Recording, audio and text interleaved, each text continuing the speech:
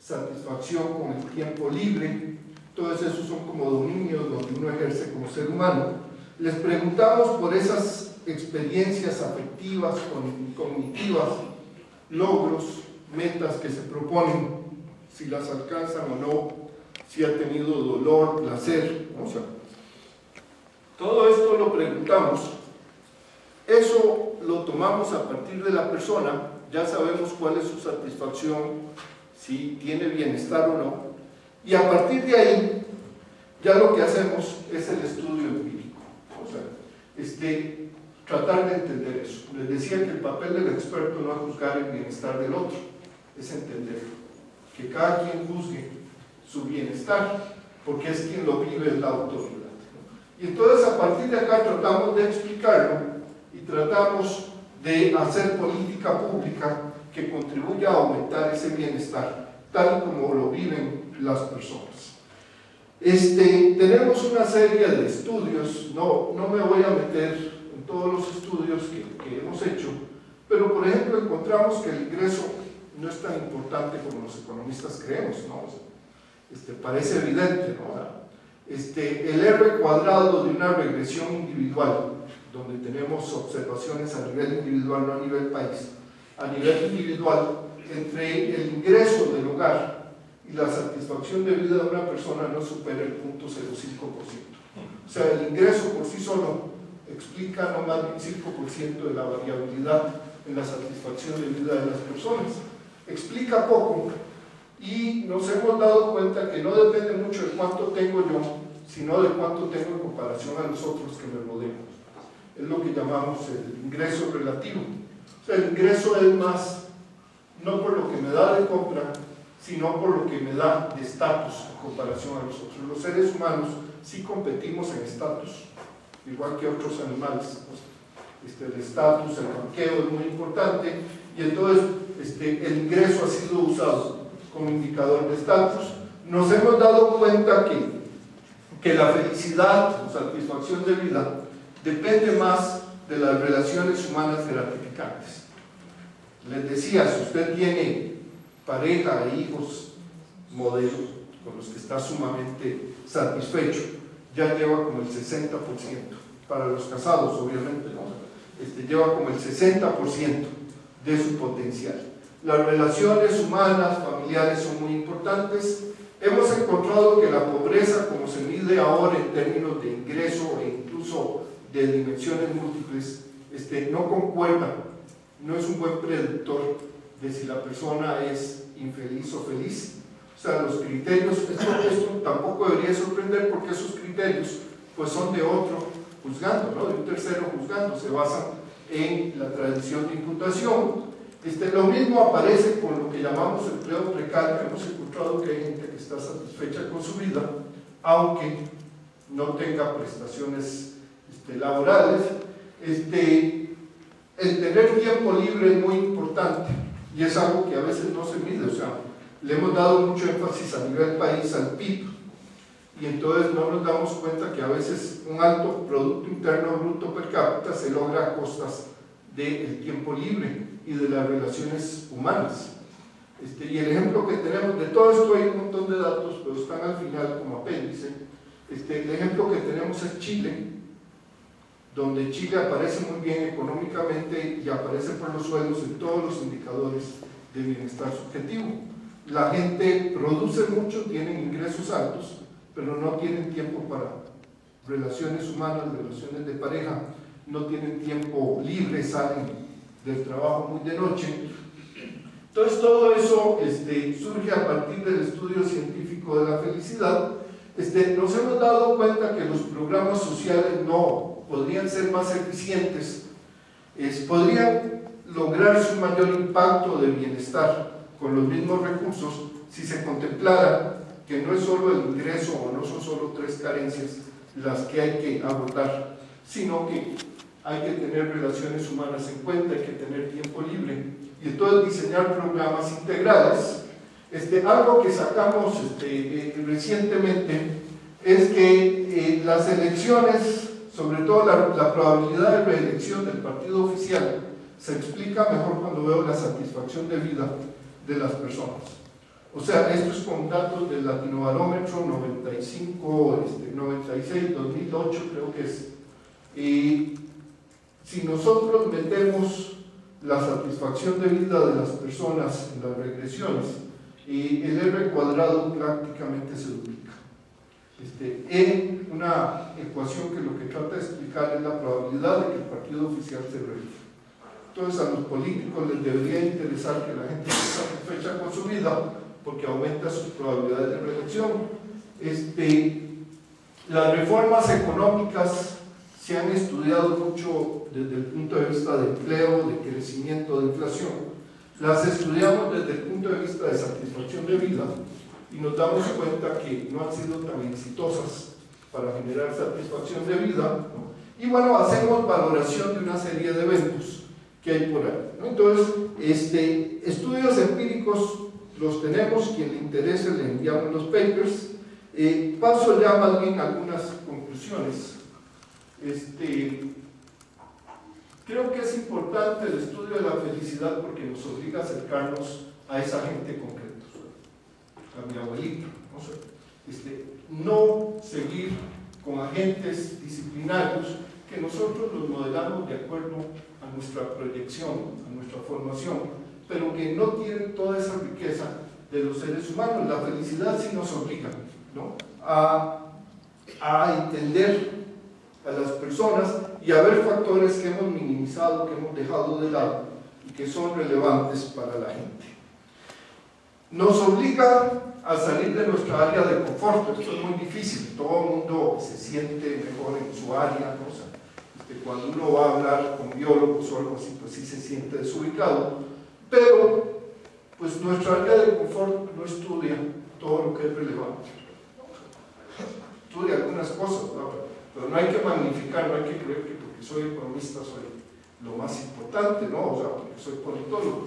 Entonces, salirnos de ahí es muy importante. Creo que esto puede llevar, en vez de hablar de ciencias sociales, a hablar de ciencias sociales, ¿no? O sea, debería ser una sola ciencia que tenga como fin último de estudio esos seres humanos concretos, ¿no? O sea, y esto fuerza un poco a pensar en eso, o quizás en una ciencia que estudie temas humanos, ¿no? O sea, en vez de esa compartimentalización histórica.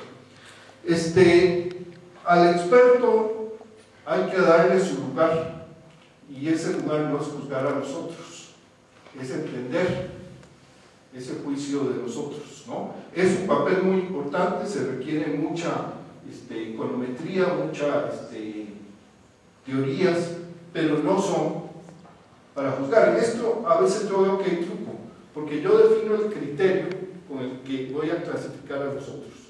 Yo defino el mecanismo de evaluación, yo diseño el programa y yo lo evalúo, y la gente nunca fue, la retroalimentación de si están satisfechos o no con su vida, nunca fue tomada en cuenta. Nos quedamos en ese mundo académico donde obviamente hay intereses y sesgos. Esto se puede estudiar. Yo no creo que no sea un tema científico, todo lo contrario. Lo que no es científico es lo otro, es totalmente normativo. Es muy importante siempre que nuestros criterios de bienestar o eso, hagamos validación externa. Se habla mucho, sobre todo en psicología, de la validación interna del instrumento, que son las alfas de Cronbach. Pero esa validación interna no es útil. La validación verdadera es contra el bienestar de las personas, contra su experiencia de bienestar.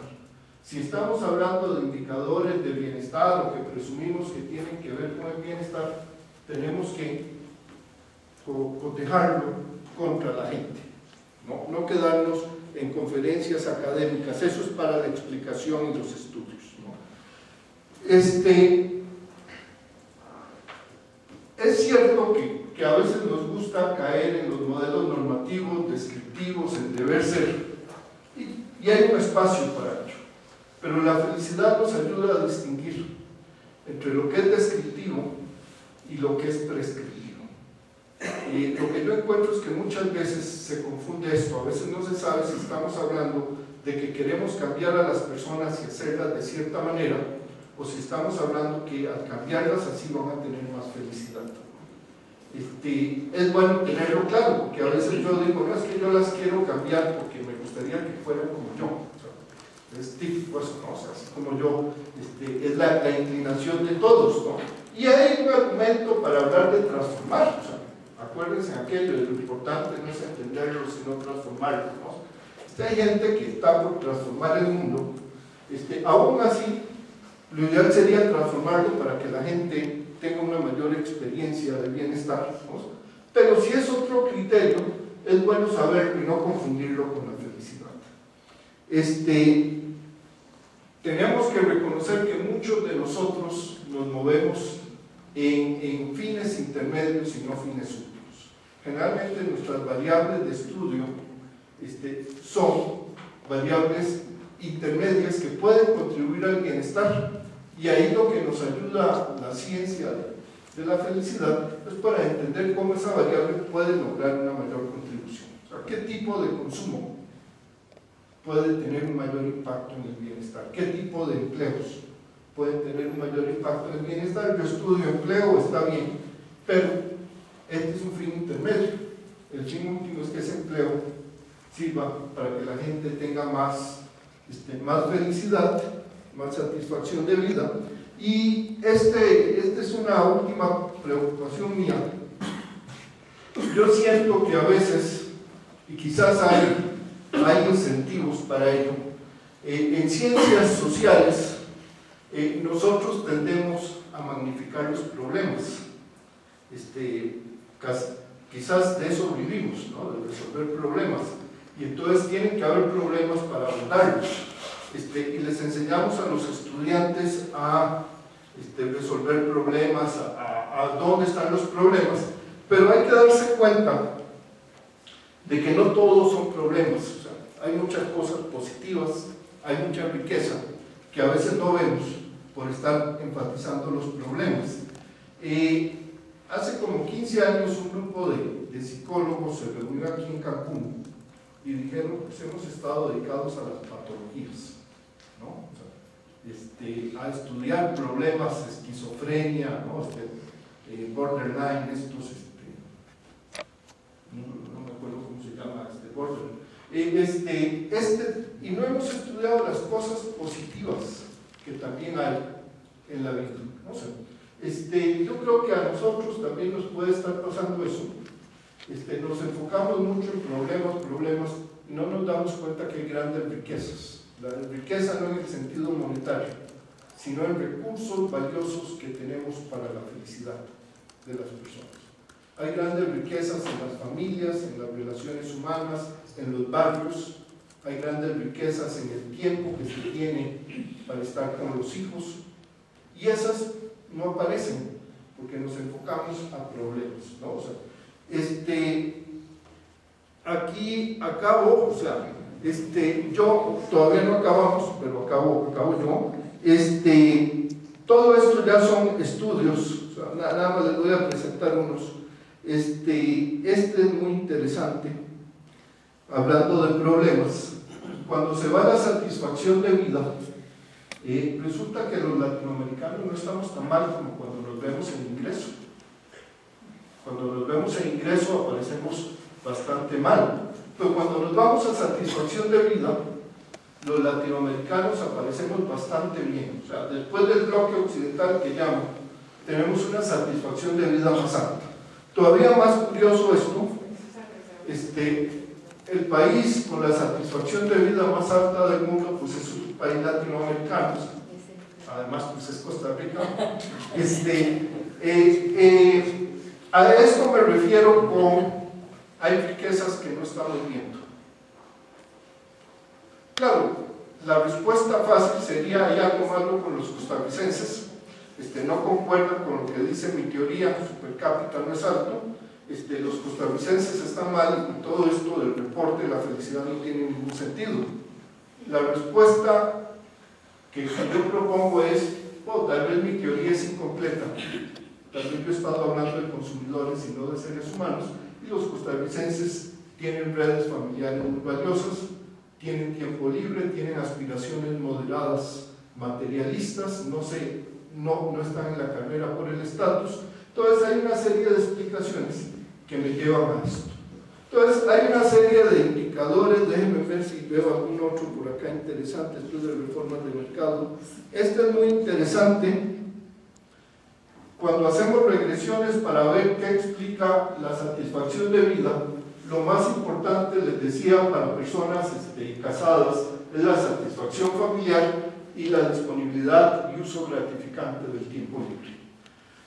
Lo económico es tan importante como la satisfacción ocupacional, que quiere decir, no es tanto cuánto gana usted, sino cómo se lo gana en un trabajo que además en sí el trabajo sea gratificante.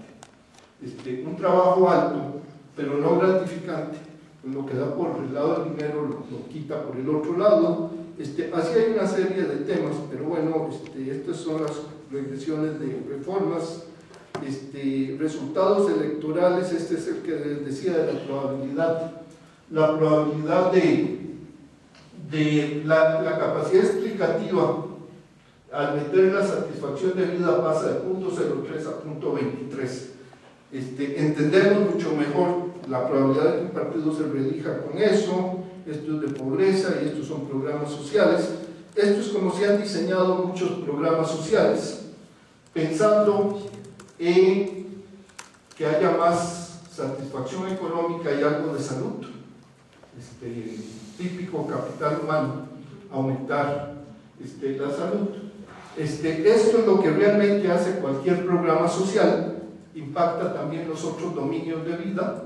Aunque usted lo diseñe para que genere más ingreso, las personas, además de generar ingreso, también tienen familia, tienen hijos, y eso se les va a ver afectado. Y esto genera lo que llamamos costos y beneficios ocultos de cualquier programa social, que la única manera de hacerlos explícitos es estudiando este tema de la satisfacción de vida. Bueno, y así hay esto de los flatlanders, pero bueno, eso es. Le había pedido acá, tengo un amigo que anda por acá de España, esto es de desarrollo, le había pedido que nos pusiera ya un ejemplo más concreto. Yo no me voy a meter a esto en 10 minutos, ¿no? Jorge es de la Universidad de Granada y está acá, estamos trabajando en un paper para América Latina y ha hecho varios estudios sobre felicidad y agua. Entonces le pedí 10 minutos y ya después preguntas y comentarios. Muchas gracias.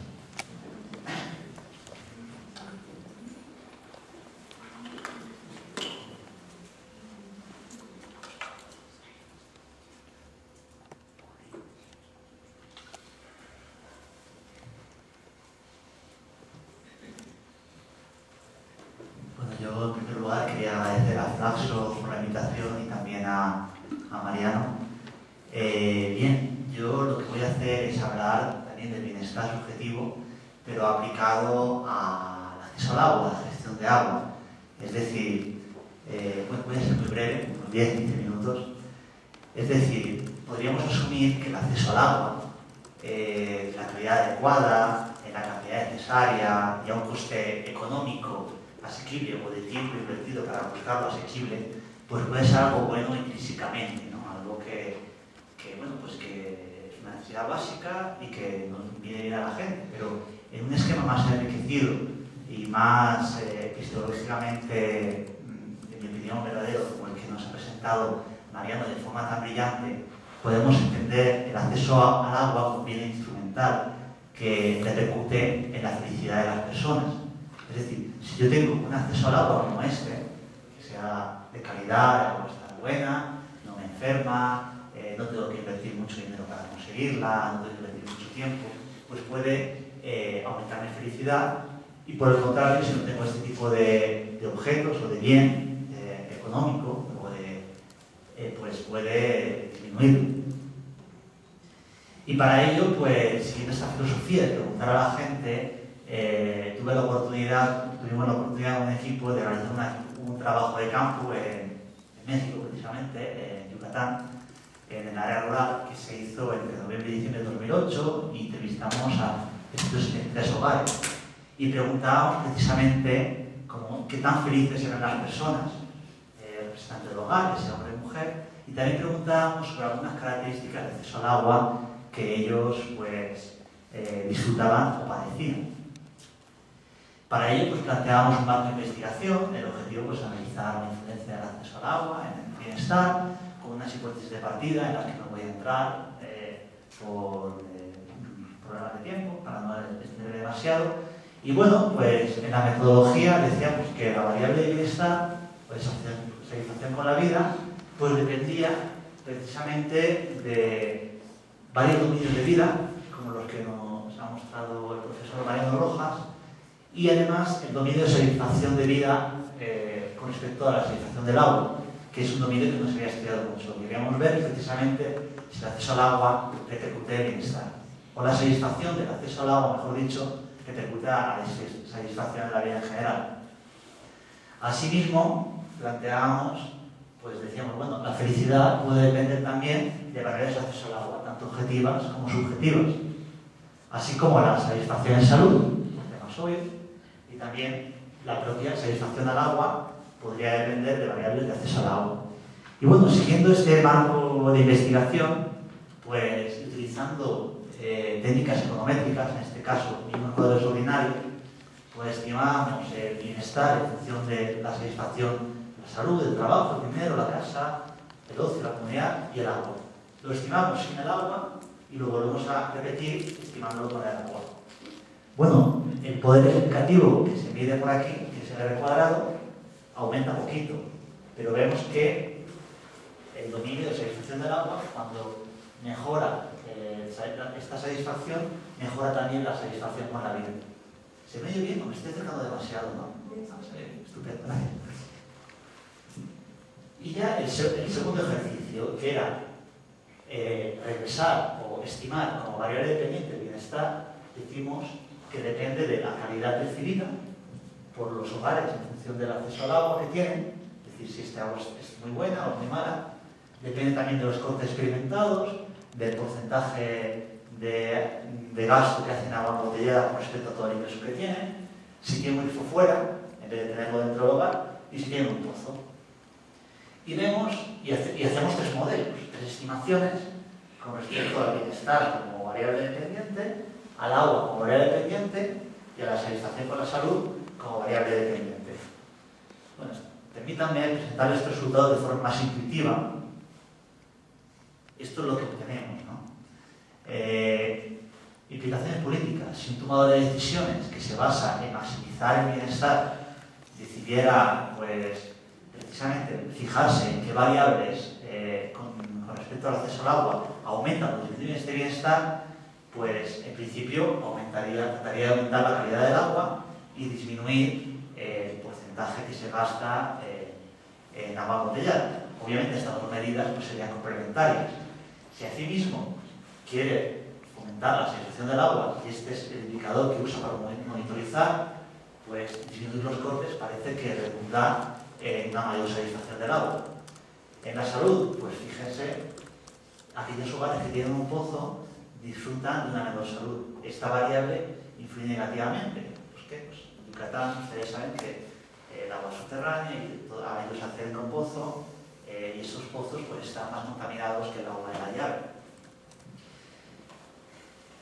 Reflexiones, pues las que comentábamos, el acceso al agua puede considerarse como un dominio de bienestar, porque sí influye en el bienestar. Asimismo, los objetos, en cuanto a las características de acceso al agua, influyen positivamente en la satisfacción con la vida. Puede servir de guía política, pero bueno, hay también una limitación, es decir, tal vez estamos midiendo, al medir el agua, estamos midiendo otras variables que no las hemos observado y se quedan en el camino de error, por ejemplo, el nivel de ingresos o la pobreza. Y como no tengo este tipo de variables en este estudio, pues no podemos controlarlo. Para ello, planteábamos otro trabajo de campo, esta vez en Bolivia, en Sucre, que se diferencia bastante de Yucatán. ¿Por qué? Yucatán hay relativa abundancia de agua si comparamos con todo el estado de México. El estrés hídrico en la península de Yucatán es menor que en todo el país, comparado con otras regiones.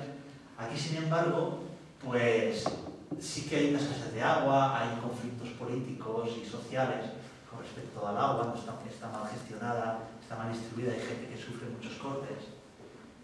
También en Yucatán, pero menos. Aquí además ha habido, bueno, saben ustedes, el problema del agua en Bolivia, ha habido conflictos graves. Aquí en Sucre, que es donde hacemos el análisis, pues sí que se han sufrido bastantes manifestaciones y algunas violentas. Y bueno, pues hacemos este trabajo de campo con 535 hogares en 2010. Incluimos de nuevo preguntas sobre felicidad y acceso a agua, pero también variables socioeconómicas. Un marco de investigación similar al anterior, con las situaciones de partida, con un objetivo, y aquí estimamos la satisfacción con la vida con respecto a la variable de acceso al agua y otras variables de control que se utilizan nuevamente en la ciencia de la felicidad, sobre todo por economistas, y la satisfacción con el agua con respecto a esas mismas variables y otras variables de control. En el primer modelo, que lo tenemos, ¿se ve bien? Bueno, regular.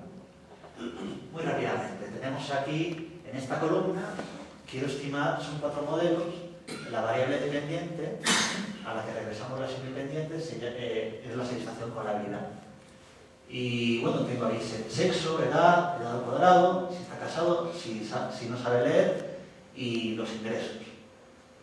Y bueno, aquí si las estimo solas, tengo unos resultados muy parecidos a los estudios de felicidad, a los resultados generales sobre estos temas. Aquí lo que hago es estimar las variables de acceso al agua, como por ejemplo el gasto que realizan de agua por habitante del hogar, el gasto de agua embotellada por habitante del hogar, si reporta que tiene suficiente agua para sus necesidades, si tiene el grifo dentro, si sufren cortes frecuentes, un índice de calidad subjetiva sobre la calidad del agua que tiene acceso y si estarían dispuestos a pagar más. Pues las meto aquí por sí solas y me dan unos resultados, algunos pues tienen una influencia positiva, una influencia negativa. Meto los dos grupos de variables, tanto las de control como las de agua, y fíjense que en el modelo explicativo se multiplica por más del doble. Es decir, y además, pues como vemos aquí, hay variables significativas que influyen positiva y negativamente en este bienestar. La meto otra vez de golpe y meto además una variable geográfica, que es importante. ¿Por qué? Porque se refiere a la zona alta donde viven las personas que tienen menos ingresos y que además tienen menos cantidad de agua, porque por presión, cuando hay más escasez, son los primeros que se quedan sin agua. Bueno, esto no es significativa sobre el bienestar, pero vemos pues, que tiene una influencia, algunas de ellas no paso en detalles, y que además esta influencia pues, es estable, excepto en aquellas que se refieren a ingresos. El gasto en agua por persona del hogar y el gasto en agua de llave en la primera y el gasto en agua embotellada. Entonces, aquí pues, posiblemente sí que hay interacciones con la variable ingresos. Hago el mismo ejercicio, pero esta vez la variable dependiente de satisfacción de agua, y bueno, con la variable de control pues no me sale prácticamente nada, pero bueno, es otra medida. Esto me viene a decir que no estoy midiendo lo mismo con la satisfacción de agua y la satisfacción en la vida, aunque sí que están correlacionadas estas medidas positivamente, pero no perfectamente. Meto estas variables de control y algunas adquieren mayor significatividad. Fijaros que al meter la variable de satisfacción de agua con respecto, al regresar la satisfacción de agua con respecto a la variable social de agua, mi R cuadrado aumenta bastante más que en el caso anterior. He presentado los mismos resultados, pero en una tabla para el tomador de decisiones con las implicaciones políticas. Pues aquellos tomadores de decisiones que quieran aumentar la felicidad, pues vemos aquí que las características de acceso al agua efectivamente impactan en la felicidad y con mayor impacto, y algunas de ellas que no impactaban antes con respecto a la satisfacción de agua. Bueno, pues reflexiones similares a las anteriores. Es decir, bueno, también hay que considerar que la variable de control influencia un poco en estos resultados. Es decir, yo las meto y no hay pérdidas de significatividad importantes. Y además, la variable de acceso al agua permite además explicar mejor la felicidad en estos entornos, en estos contextos como el de Sucre, donde el acceso al agua pues, tiene una importancia bastante significativa. Y ya con esto termino. Muchísimas gracias por vuestra atención.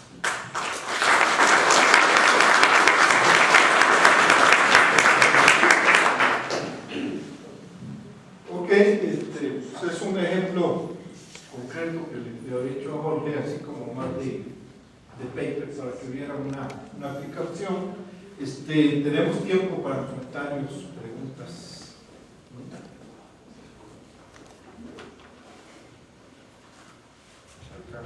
No, allá hay un micrófono. Yo soy Manuel García, soy profesor investigador de aquí. Tengo tres preguntas muy breves. Una de ellas es sobre la permanencia de los determinantes de la felicidad o del bienestar.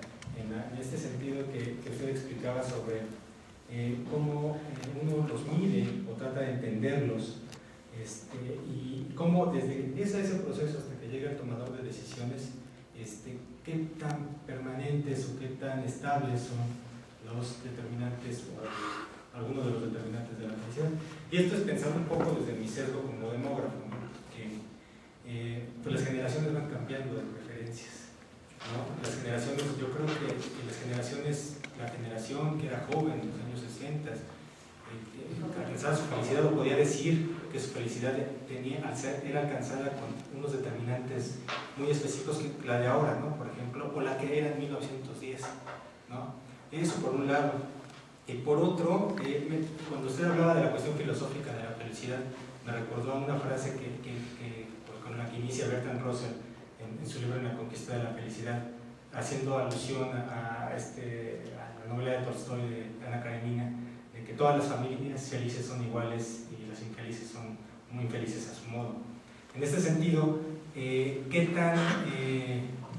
tan consistentes son los estudios de la felicidad y del bienestar con el estudio del subdual, que es la infelicidad y el malestar, ¿no? O sea, si yo estudio un problema muy específico, como en el caso del agua, ¿qué tanto incrementa el bienestar, qué tanto incrementa la felicidad de las personas? Si yo le diera la vuelta y quisiera ver qué tan infelices son las personas cuando carecen de este elemento, o cuánto malestar se les tienen ellos en su vida cuando carecen de este elemento, si hay consistencia en estos dos enfoques. Y eso es todo. Y muchas gracias por su presentación. Me gustó mucho, tenía muchos años que quería ver una exposición de este tipo. Gracias.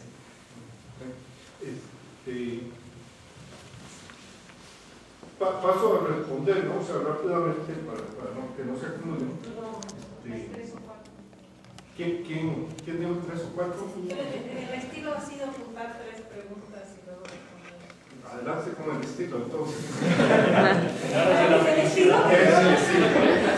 Es una regresión con una observación con el estilo de Paco, ¿no? O sea, El estilo del anterior. sí, o sea, ahí proyectamos, pero adelante. Pero es el estilo que más brilla. Fue la primera. La primera. Bueno, yo te agradezco las dos presentaciones mucho, conocía tu trabajo y me interesa mucho. Tengo primero una pregunta de orden conceptual.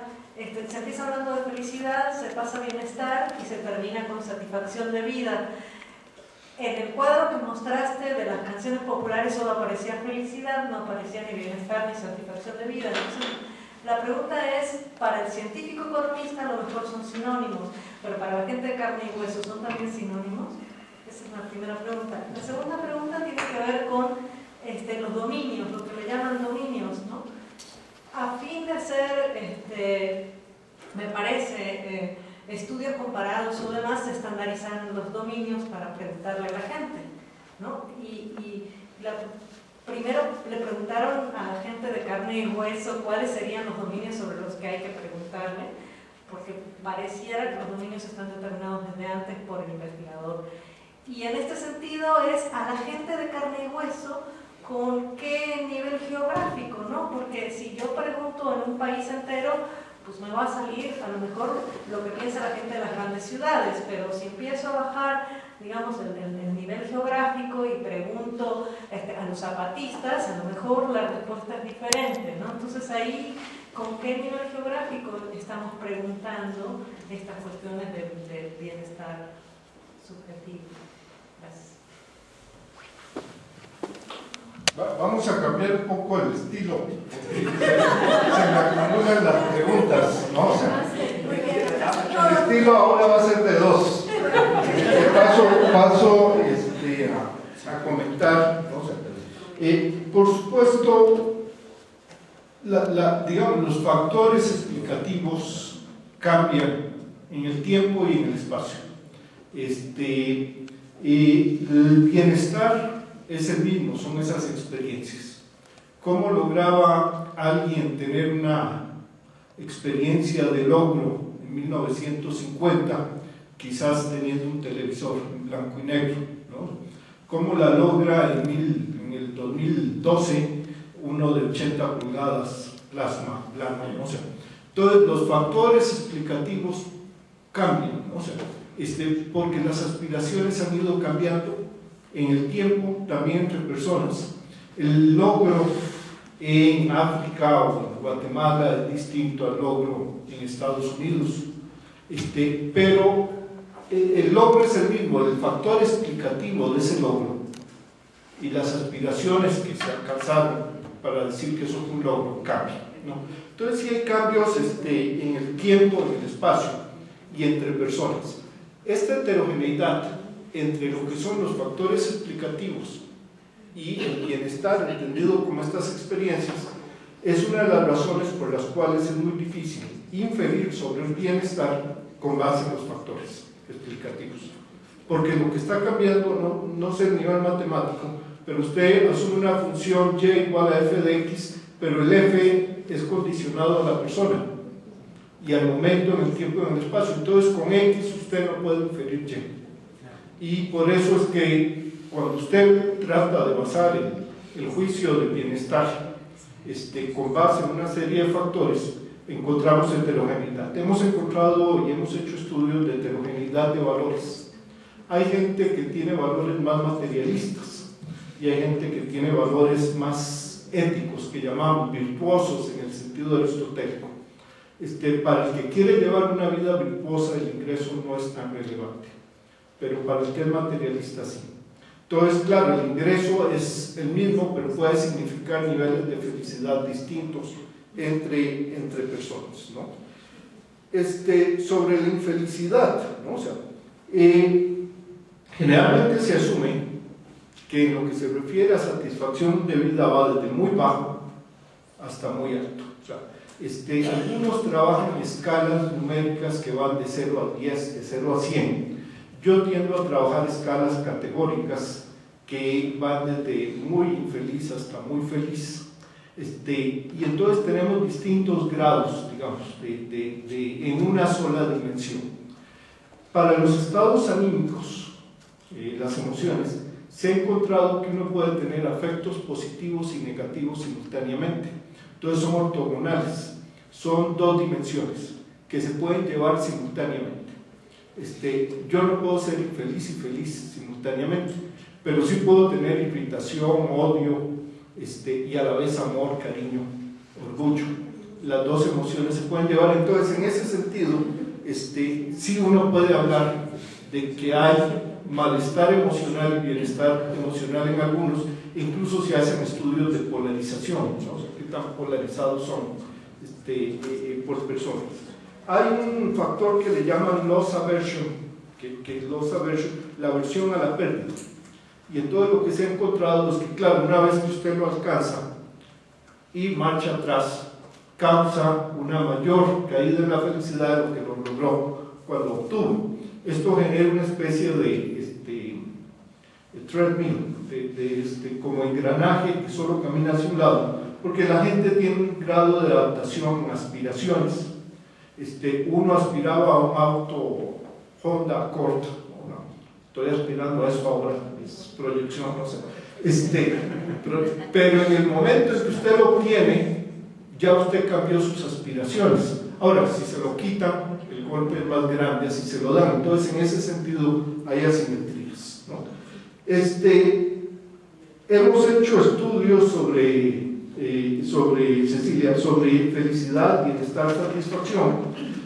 Lo que se encuentra es que cuando le preguntamos a las personas, y les preguntamos, hacemos todas las preguntas en una misma encuesta, la felicidad tiene una mayor carga emotiva y la satisfacción una mayor carga evaluativa. Entonces, ahí el asunto es, ¿qué me interesa a mí? Como la felicidad tiene una mayor carga emotiva, es más sensible a cambios momentáneos.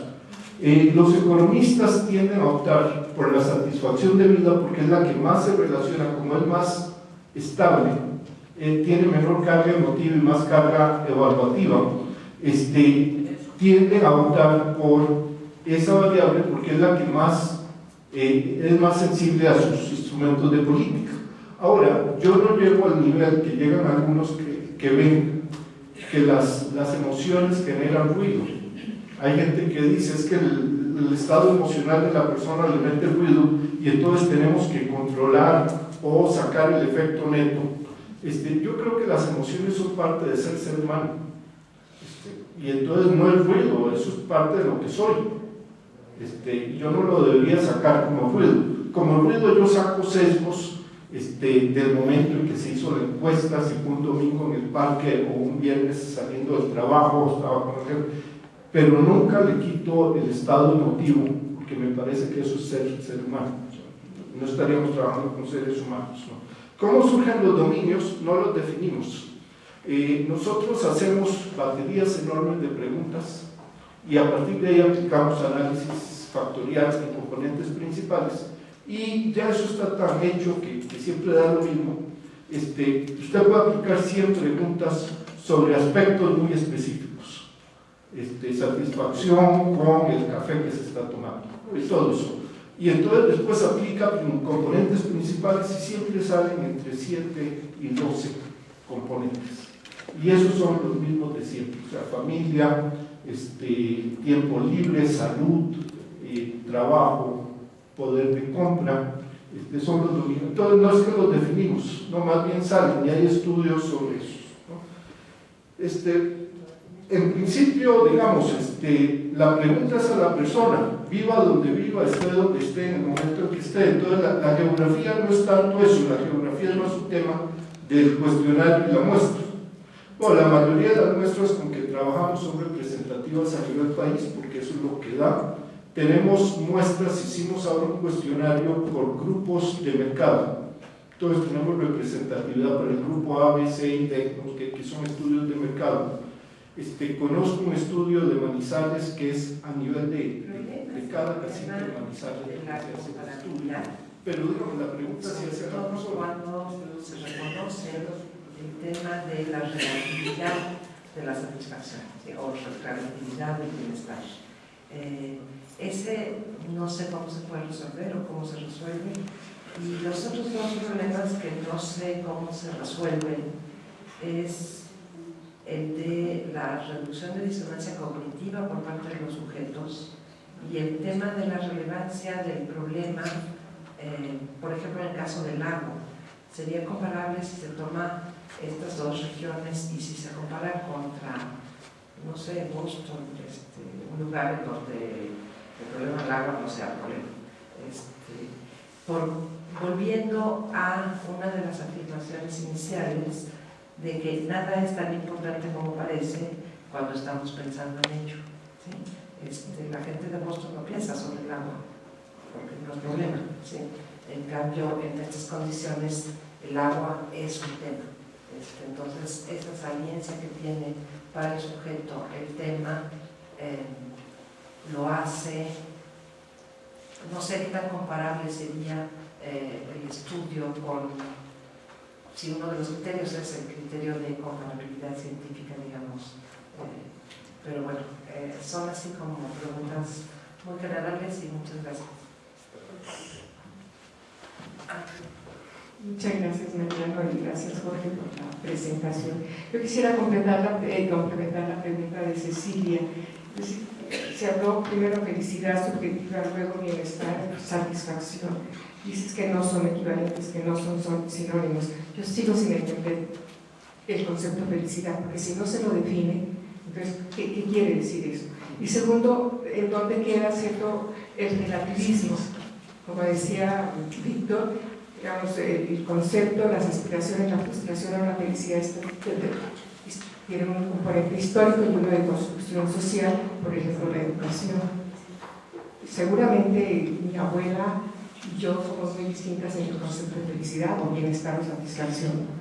Y luego el papel de la religión, sobre todo en sociedades católicas, donde estamos en el valle de lágrimas para ganar la felicidad total en el paraíso al lado del seno del Señor. Ok, siguiendo con el nuevo estilo de dos. Digamos, la comparabilidad es uno de los temas grandes. Casualmente aquí estamos tratando de minimizar los sesgos que ya se hacen. Cuando uno compara, por ejemplo, ingresos, que se hace todos los días, yo utilizo el ingreso y tomo el ingreso de Juanito y de Pedro y asumo que es desde el punto de vista de cómo están ellos, su bienestar, es comparable.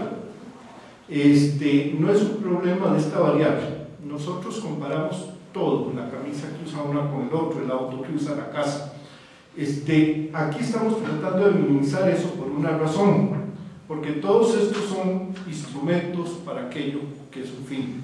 Entonces ahora estamos tratando de ir a comparar el fin y no los instrumentos, y entonces minimizamos el sesgo de heterogeneidad entre personas. Las personas son heterogéneas en la importancia que representa el ingreso, son heterogéneas en la importancia que les representa tener un título universitario, son heterogéneas en la importancia que representa que una hija se case. Y cuando nosotros utilizamos esos indicadores, que es el enfoque sustantivo, y con ese listado, que puede ser desde una variable ingreso hasta 75, como hace y comparamos, estamos asumiendo que eso sí es comparable. Nótese una cosa, como son variables objetivas medibles por un tercero, sí es comparable que este gana 1000 y aquel gana 2000, pero lo que no es comparable es el bienestar que esos 1000 le causan, no sabemos. Entonces ahí hay un gran sesgo. Aquí lo evitamos y lo que tenemos es la comparación de satisfacción de vida que tiene cada persona. Lo que hay unos estudios de Bernard Laplace lo que hacen es mostrar que esta es una comparación ordinal, ni siquiera es cardinal. Lo que estamos comparando es cómo me siento yo con mi vida y usted cómo se siente con la suya. Eso es relevante, ¿no? O sea, hay filósofos que entran y dicen que eso todavía aún así no es comparable, pero si no es comparable el bienestar de estas dos personas, no es comparable ningún listado de indicadores, que es lo que ahora hacemos todos los días de manera cotidiana. Entonces se derrumba cualquier comparabilidad posible, ¿no? O sea, Hebron, relacionado con el mismo tema, uno de los peligros que tenemos es tratar como expertos de dar una definición de la felicidad o de la satisfacción de vida. Creemos que al preguntarle tenemos que decirle, vea, la felicidad es esto, esto y esto, ahora respóndame usted si es feliz o no. Es la visión de que yo tengo que definir muy bien el concepto, ¿no? O sea, la felicidad es un concepto usado por la gente, no es un constructo académico. La gente la usa para reflejar una buena vida, una aspiración de la vida que quieren tener. Y entonces es mejor dejarlo así abierto y aceptar que cada quien va a hacer cosas distintas, tiene referentes conceptuales distintos, a que el experto vuelva a definirlo. Hay un paper que se llama ¿Qué queremos?, de una teoría de la felicidad, y lo que queremos es más bien aprender de la gente, en vez de definirle a la gente y delimitarle nuestra definición.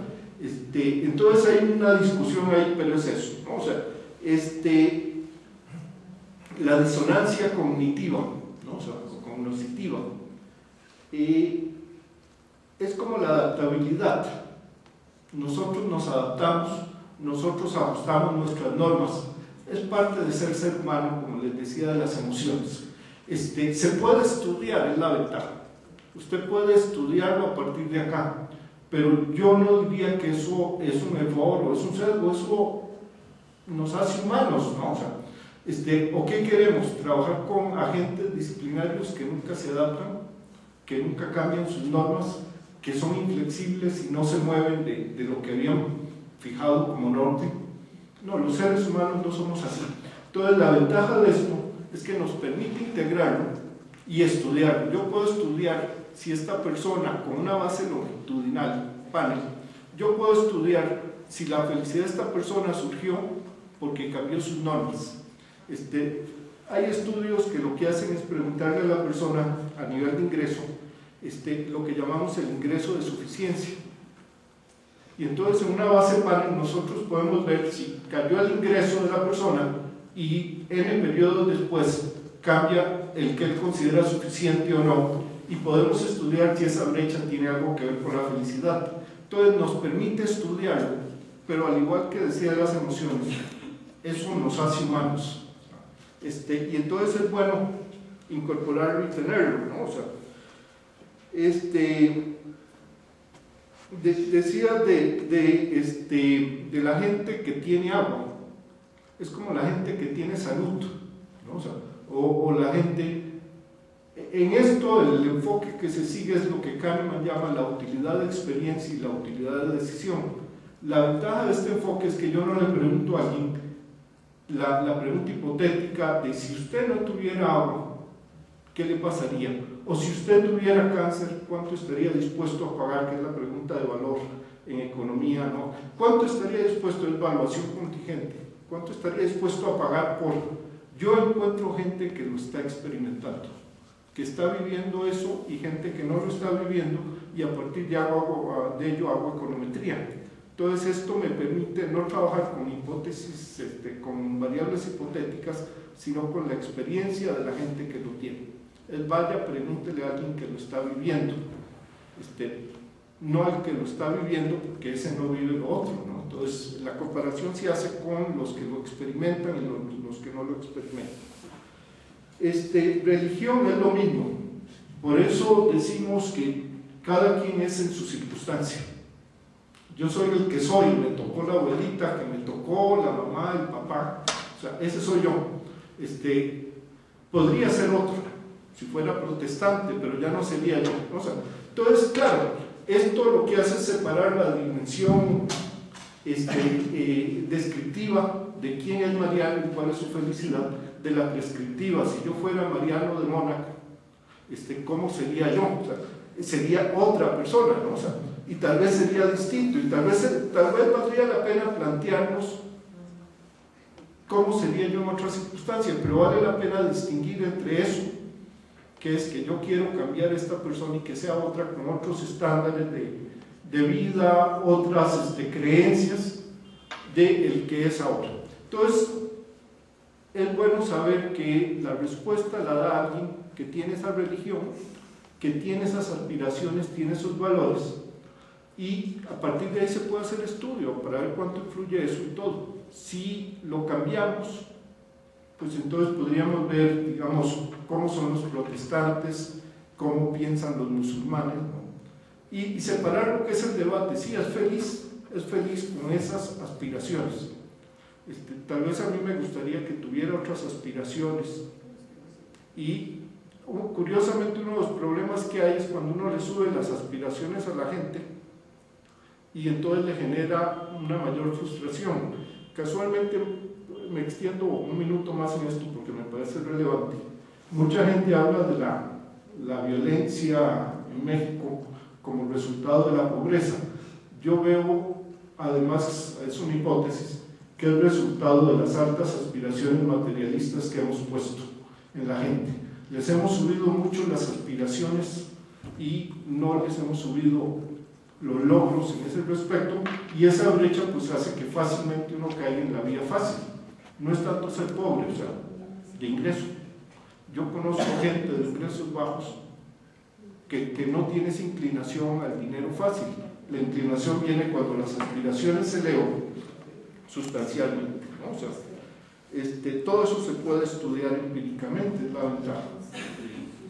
¿Dos más? Bueno, gracias Mariano. A mí la verdad es un tema que me entusiasma, me hace feliz, por lo menos ahora, pero y creo que puede tener muchas aportaciones a las ciencias sociales y sobre todo creo que, bueno, desde la perspectiva que yo lo veo de la política pública, pero me sigue quedando algunas inquietudes, ¿no? Una es que, bueno, si consideramos que el bienestar es inherentemente subjetivo, entonces, ¿cómo conciliar este concepto de bienestar con el de política pública, ¿no? Porque ya a nivel país o región, o un poco lo que comentaba Cecilia, la cuestión territorial, tampoco creo que puede haber tantas políticas como bienestares subjetivos, ¿no? Entonces, ¿hasta qué punto el diseño de políticas puede responder a este tipo de satisfacciones? Entonces, lo que estamos viendo es que por un lado, bueno, hasta ahora lo que existe es que las políticas están más orientadas a resolver problemas, ¿no? Desde una perspectiva más racional e instrumental, y que si bien resuelve a lo mejor el problema, no resuelve el problema o el tema del bienestar subjetivo. Y al revés, podemos ver que a lo mejor alguna política pública resuelve en parte este bienestar subjetivo, pero no el problema más de política pública. Para explicarme un poco, lo veo desde el lado del que yo conozco, que son las políticas educativas. Entonces, por ejemplo, vemos que la educación o el bajo logro educativo, lo entendemos como el aprendizaje de los estudiantes, es muy bajo. Entonces vemos que uno de los factores explicativos más importantes de este bajo logro educativo es la formación de los profesores, su formación y su formación continua. Pero hay estudios sobre formación continua que están abocados a valorar la satisfacción de los profesores. Entonces vemos que su satisfacción es alta, pero su desempeño es bajo. Entonces no ha habido política pública que concilie eso, porque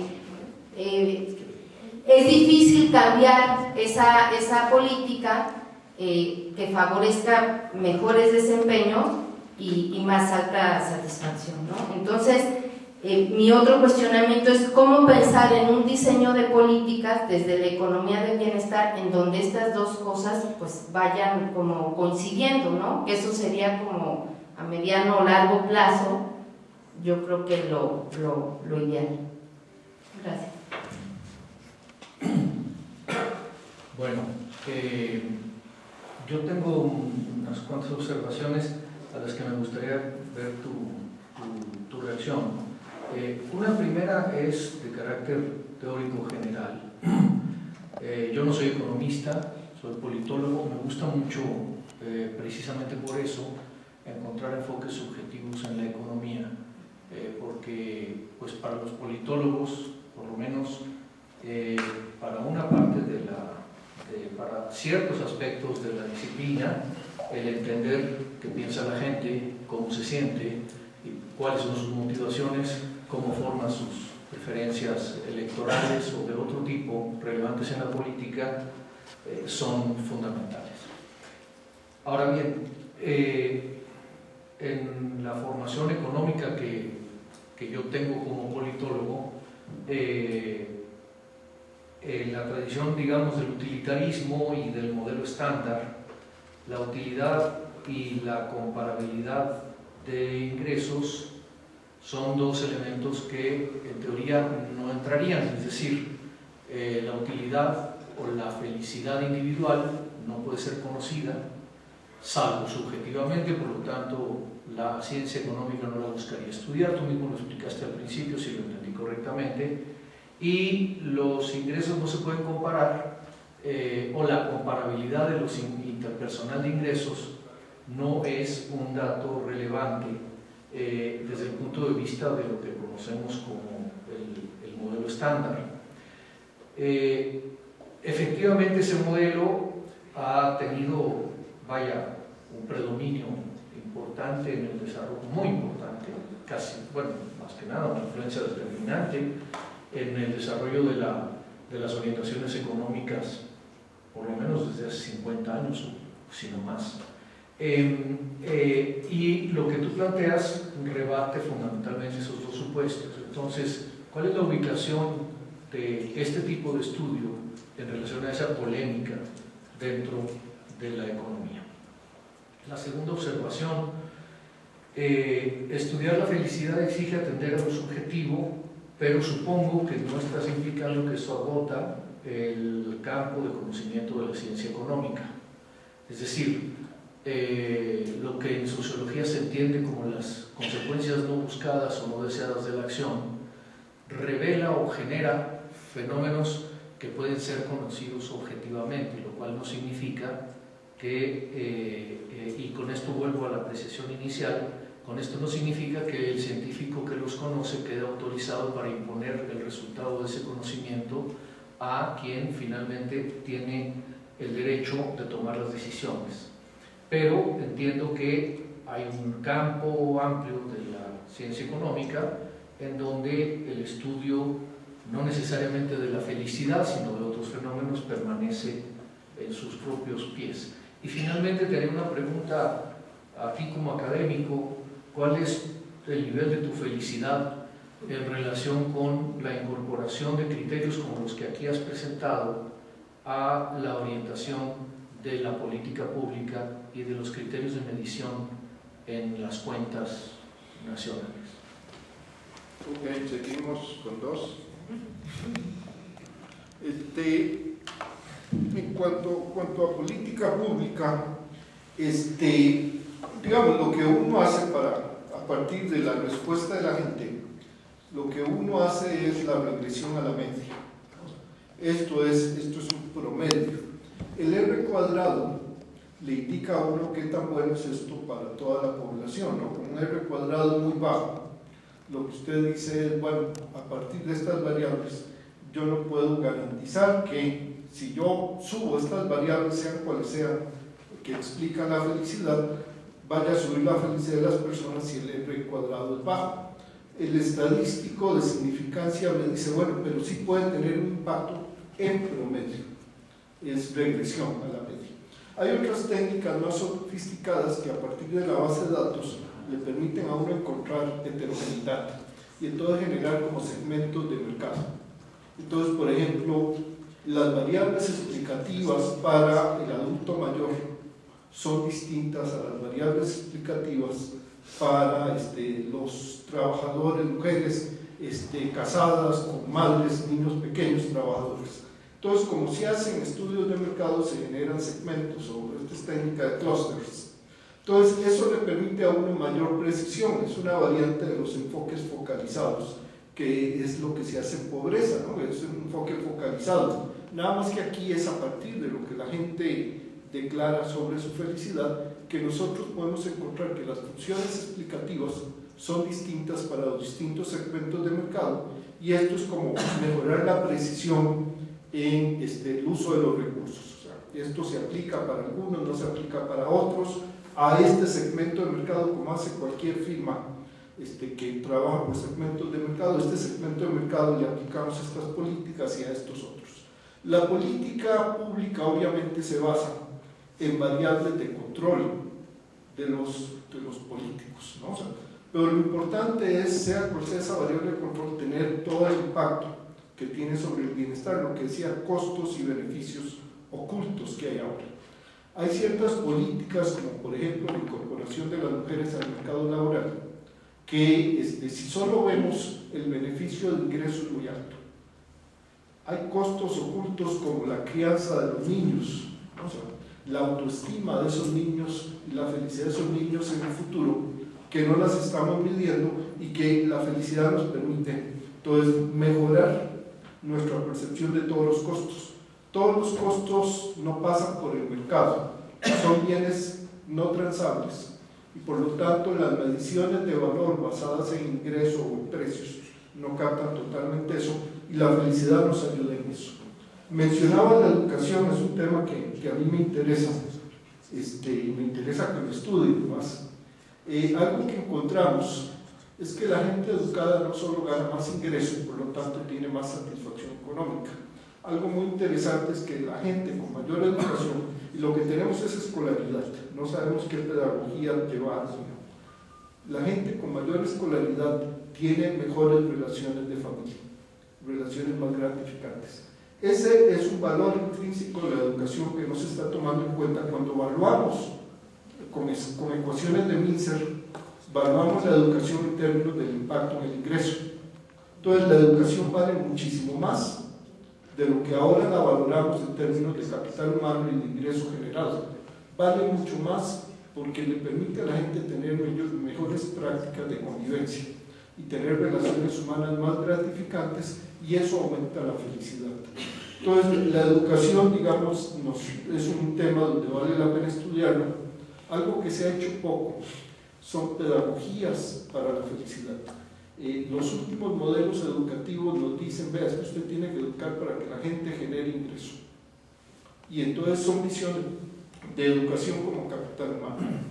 Yo aquí creo que la educación debería tener como fin último que la gente lleve una vida satisfactoria, y no solo eso, aquí hay una diferencia entre es felicidad y calidad de vida.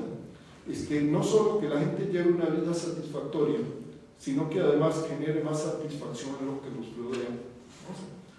Entonces, cuando hablamos de felicidad es mi experiencia de vida. Cuando hablamos de mi calidad de vida, hablamos de dos tipos de calidad de vida.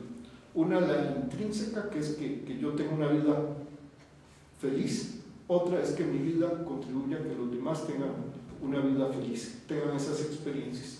La educación tiene un gran impacto.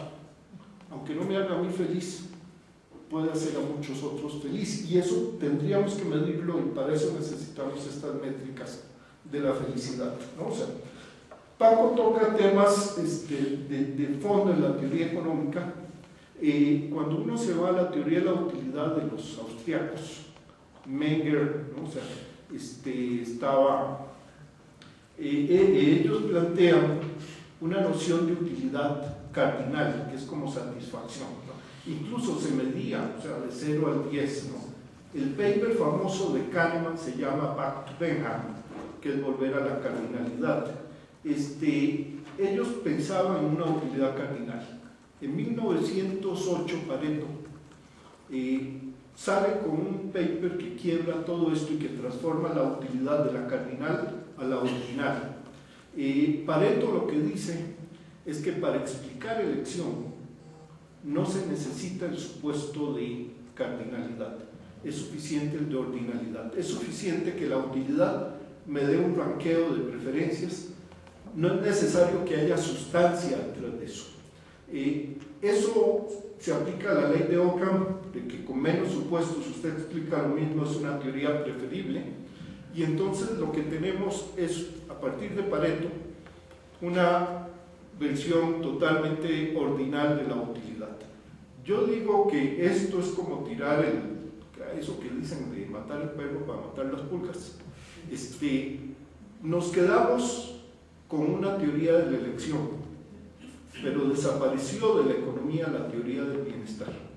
El bienestar no es más en economía una sustancia o algo que la gente tiene, simplemente un ranqueo de opciones. Los fundamentos, a partir de ahí, los fundamentos microeconómicos del bienestar son nulos. Y por eso a mí me sorprende cuando los economistas después hablan de ingreso y lo asocian a bienestar, porque la teoría microeconómica que yo conozco y he dado esto desde hace años, dice muy poco. Por ejemplo, la teoría económica no me sabe decir a mí en cuánto aumenta el bienestar de una persona cuando su ingreso pasa de 1.000 a 100.000. Lo que me dice es que 100.000 es mayor o igual, preferido, tan bueno como 1.000, asumiendo el supuesto de racionalidad y creciente, ¿no? Pero ¿cuánto más? ¿Cuánto aumenta mi bienestar cuando mi ingreso pasa de 1.000 a 100.000? La teoría económica no me lo puede decir. ¿Cuánto aumenta mi bienestar cuando pasa de 1,90 a 2,10? Vean que intencionalmente pongo ahí la línea de pobreza de 2. La teoría económica no dice nada al respecto. Y entonces uno ve que después en los estudios los economistas sí lo usan. Como que vea, pasó de acá a acá, está mejor. La teoría micro no tiene nada de eso. Porque cuando se deshace de la teoría cardinal, se queda sin teoría del bienestar. Y se queda con una muy buena teoría de la elección. A veces me parece tautológica, porque decir que la gente elige lo que prefiere, sin explicar de dónde vienen las preferencias, que las preferencias pueden venir de la expectativa de felicidad, pero bueno, es una teoría de la elección y ahí sí hay mucho objetivo, ¿no? Yo puedo ver qué compró y qué no compró en la teoría de la preferencia revelada, pero eso no me dice nada, o sea, de bienestar. Porque perdimos incluso la noción de qué era bienestar, la utilidad quedó totalmente abstracta. No hay teoría de bienestar en el economismo. Eso es lo grave, ¿no? O sea, ¿a dónde vamos con esto de la felicidad? Yo creo que tenemos que ir a un sistema de cuentas nacionales de bienestar. Yo siempre creo que le decía a Jorge también un día de estos, yo creo que para que la felicidad empiece a calar, hay que pasar de esos 30 segundos del final de noticia, del programa de noticias, a estar a la mitad del programa. No sé si ustedes se dan cuenta, al final de las noticias siempre vienen los 30 minutos con el cocodrilo que se lava los dientes, ¿no? O sea, la noticia esta graciosa con la que siempre termina uno, que por cierto viene de los estudios de Kahneman, no sé, de que lo que la gente valora es el clímax y el final. Hay que pasar de eso a una explicación de por qué la gente es feliz. Entonces, ¿qué tenemos ahora? Tenemos mediciones de si la gente es feliz o no, y sale Costa Rica es feliz, ¿no? Cuando yo les presento ese dato, lo que parece es una curiosidad. Y me da para que CNN me entreviste al final y Mariano diga, vean, nos resultó que Costa Rica es feliz. Ahora, cuando entrevistan a alguien para el mercado de valores, no solo se queda diciendo, vean, aumentó 7% el Dow Jones, sino que viene toda una explicación. Esa explicación es la que necesitamos.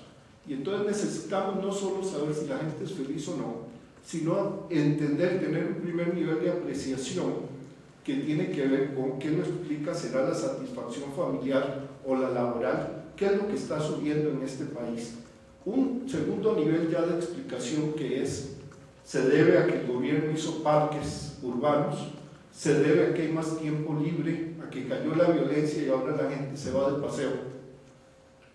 Y todavía un nivel más abajo de variables de control es el sistema de cuentas nacionales. Las cuentas nacionales tienen el PIB per cápita, tienen las identidades E más I más G más X menos M, y entonces el economista se mete a hablar de inversión, etc. Tiene el nivel de las variables explicativas, la oferta laboral, los salarios, los costos, y las variables de política, tasas de interés, gasto del gobierno. Nosotros necesitamos un sistema de cuentas de felicidad que nos permita no solo saber cuál es la felicidad, sino entenderla, explicarla y conocer cuáles variables de control influyen, reconociendo la heterogeneidad que hay en esto. Entonces, hacia ahí nos queremos mover, y a replantear el objetivo de crecimiento del PIB a una sociedad donde la gente esté satisfecha con su vida, como aspiración social. Para ir para donde vamos. Yo creo que ya acabamos, ¿no? Son las 6:20. Gracias.